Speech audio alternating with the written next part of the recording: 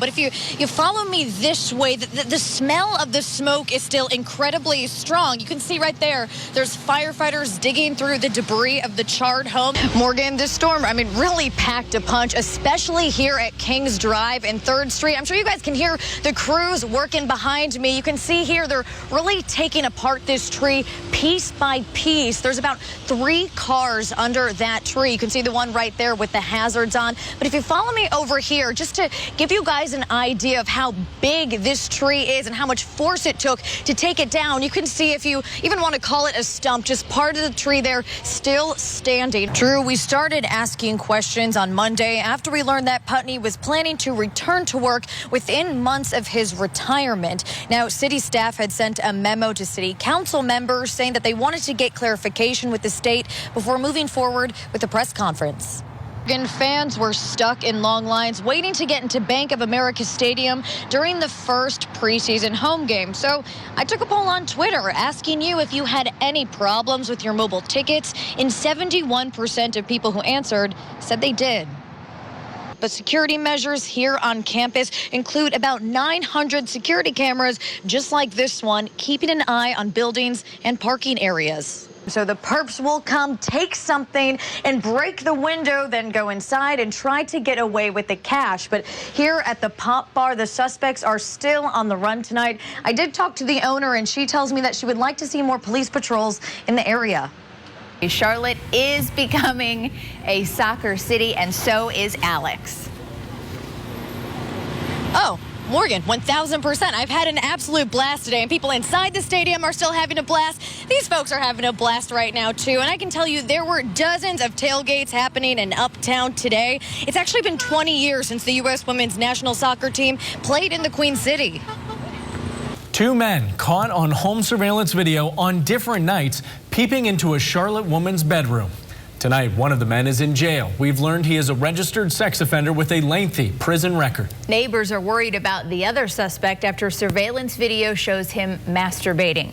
WCCB Charlotte's Alexandra Elich is live in Uptown Charlotte tonight with new information. Alex? Morgan, so take a look. I know this photo is a bit hard to make out, but this is the guy police are looking for tonight. I started talking to worried neighbors a few days ago after they posted about the incidents on the Nextdoor app, and then I started asking for answers from CMPD, but tonight the victim is too terrified to talk.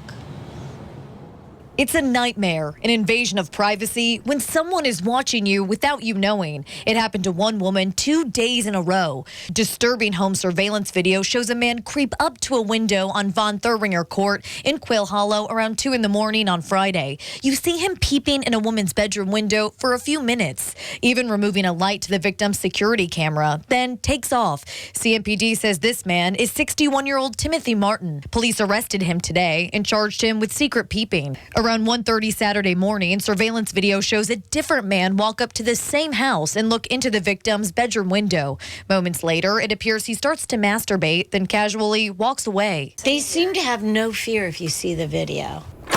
Kathleen Gonzalez lives right next door. Just to know that these guys passed your bedroom window. What's going through your head? Scary. Very scary. Very vulnerable feelings. I was terrified because I felt like they were sexual predators. Gonzalez says her neighbor has multiple signs warning people of her cameras. She was working on early taxes when the incidents happened. And so her light was on, and we think that could have been, but still, her blinds were shut. I don't even know how they could see, but apparently they can. Gonzalez and other neighbors want the other guy caught as soon as possible. This woman didn't want to show her face. It concerns me, yes. Who wants to live around peeping Toms? It's been hard. And I just hope the guy they caught goes to jail and stays in jail, that they don't dismiss it as just a minor incident.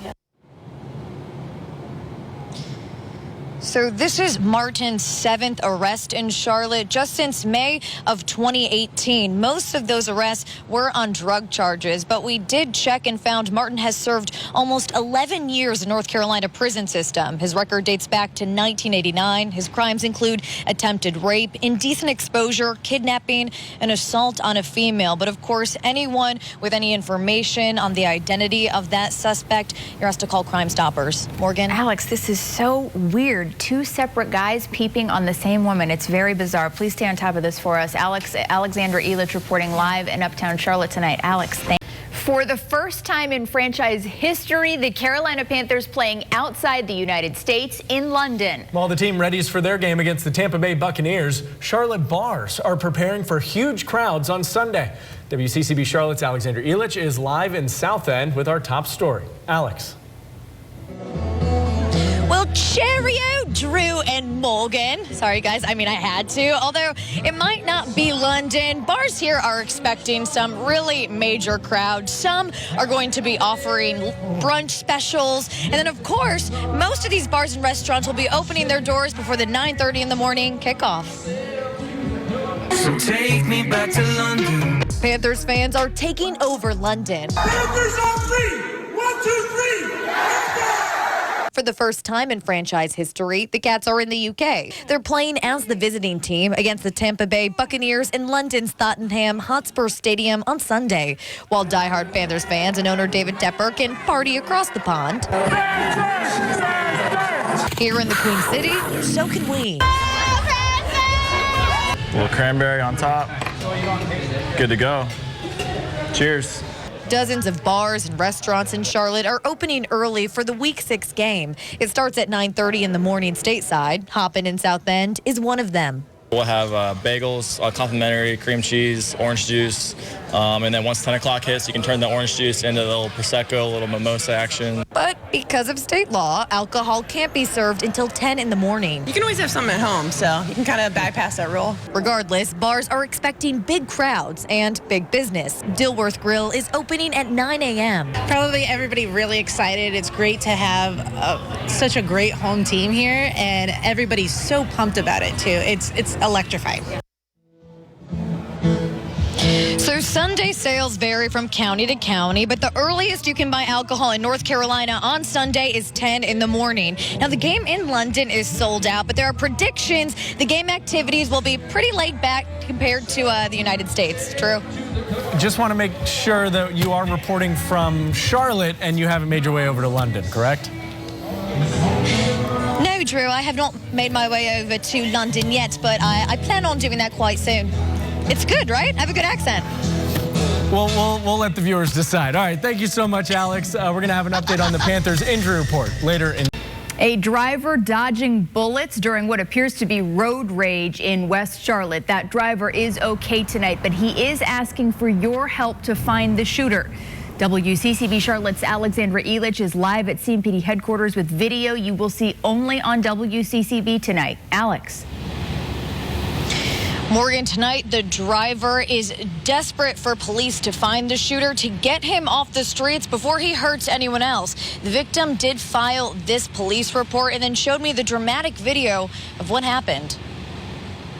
Dashcam video from inside a dump truck shows a silver car illegally pass on Sunset Road in West Charlotte and then take off. When you slow it down, frame by frame, you see the guy has a gun. The truck driver says the man fired 3 shots at him around noon on Friday. 1 bullet hit his truck. He's okay. He says the car was tailgating him on the 35-mile-per-hour road, even running another car off the road. He doesn't want to show his face because he doesn't want the shooter to come after him. I don't know if I was more mad or scared, or a little bit of both. It rattled my nerves a little bit. Moments later, the car takes a right on Beatties Ford Road. The truck driver spotted the car a few miles later, parked on the side of the road. As he got closer, the suspect took off. He believes the shooter waited for him for some reason. The victim called police, filed a report, and sent the video to CMPD, but says he hasn't heard from police. I'd like to see them get a little bit more active in the case as far as the video is concerned, and maybe even try to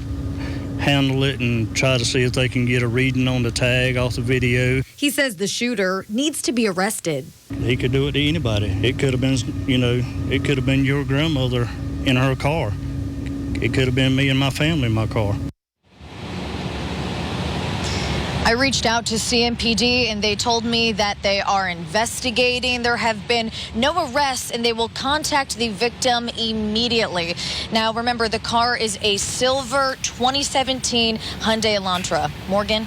Alex, wow, that is just unacceptable behavior. Thank you. Alexandra Elich reporting live in Uptown Charlotte tonight. Alex, thanks. Stones, overgrown grass, and a lot of trash piled up.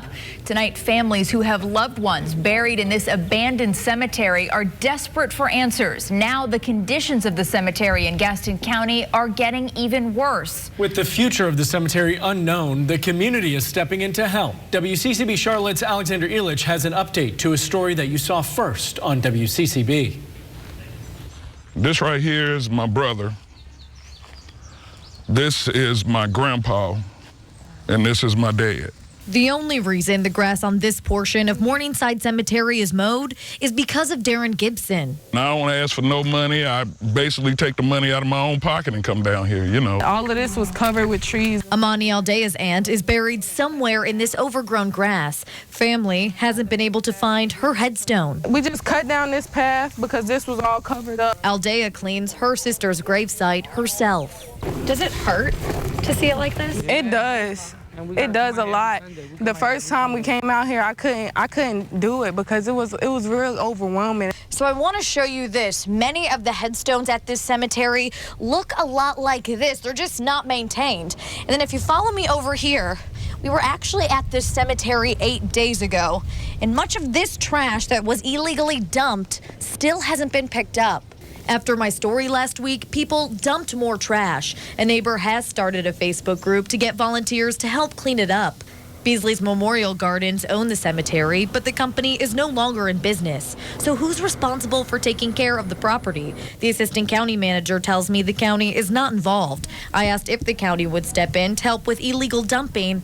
I did not get a response. Gibson just wants help. I can come down here and commit a couple of hours myself. Only thing I want is just them to show some help. I reached out to the Gaston County Sheriff's Office to see how many calls they've gotten about the property, and I didn't hear back. Neighbors are planning a cleanup day on July 27th. Look for the link to the Facebook page in my story on WCCBCharlotte.com. Drew. People taking the problem into their own hands now. Alexander Elich reporting live in the newsroom. Thank you, Alex.